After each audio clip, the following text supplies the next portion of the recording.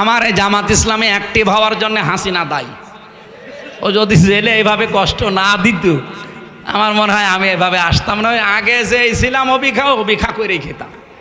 আমি জামাত ইসলামীতে এসেছি জেলখানা থেকে আসার পর। এর আগে আমি অ্যাক্টিভ ছিলাম না শিবিরে, জামাতে, কোনো দলে না। ওই যে অবিখা ওয়াজ করে খেতাম। তো এখানে আসার পরে আমি অ্যাক্টিভ ভাবে মিশে কাজ করে দেখতে পাচ্ছি জামাত কর্মী মানেই সমাজকর্মী।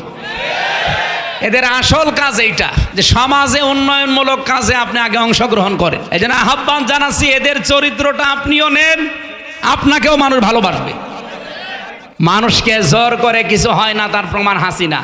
এত জোর করেছিল 3টা বছর আমার যোগাযোগ বিচ্ছিন্ন রেখে, শুধু বউ থেকে, ছেলে মেয়ে থেকে না, মা বাপ থেকে না, দুনিয়া থেকে বিচ্ছিন্ন করে রেখেছিল মাটির নিচে। কি করতে পেরেছে? এই গাজীপুরে ছিলাম প্রায় 3 বছর।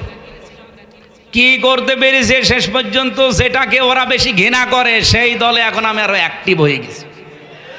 আমার এই জামাত ইসলামে অ্যাক্টিভ হওয়ার জন্য হাসিনা দায়ী। ও যদি জেলে এইভাবে কষ্ট না দিত আমার মনে হয় আমি এভাবে আসতাম না। আগে যে ছিলাম অবিখা করেই খেতাম। তা আমার এখানে অ্যাক্টিভ করার জন্য আপনি দায়ী। আপনি দিল্লি বসে বসে এখন সুবহানাল্লাহ পড়ে। সম্মানিত ভাইরা, আমি যেটা বোঝাতে চাচ্ছিলাম, জামাত কর্মী যারা আছে তারা যেমন সমাজকর্মী, তারা চাঁদাবাজি করে না, তারা আজ লুণ্ঠন করে না, তারা মানুষের মাথায় লাঠি দেয় না। একটাই কারণে, আমি যতটুকু দেখলাম এই 1 বছর 1 মাসে জামাতে যত মানুষ আছে কেউ বসে খায় না, প্রত্যেকটি মানুষ কাজ করে খায়।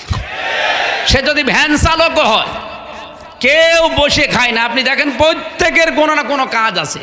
আর ওই কাজ থেকে 1 মাসে যদি 5,000 টাকা উপায় হয়, সেখান থেকে অন্তত 5% হলে যেই কয় টাকা হয় সেই কয় টাকা নিয়ে জিতছায় সে জমা দেয়। এই জন্যে এই দলটা চালাতে কোনো বেগ পেতে হয় না। আর অন্যান্য দলের দ্বারা এইভাবে দেওয়ার কোনো নিয়ম নেই। যদি 5,000 পায় আরও 10,000 বাম হাতের ইনকাম করে।